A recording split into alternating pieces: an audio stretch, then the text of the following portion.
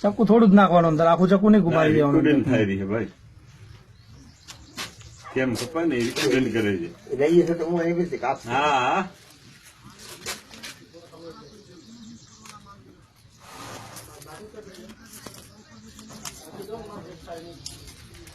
ક્યાંથી ચાકુ આગળ જો ઉપરથી આટલી જગ્યા હવે ને ચાકુ આગળ આ ધારી છે ને, જે ધારી આવી ઉભી આવે ને ધારી, ત્યાંથી ચક્કુ ઘુમાડવાનું.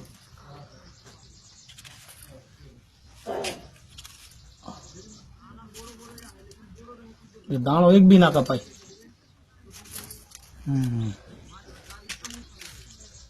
અડધો દાણા કાપી નાખે અમારે છોરા કાપે.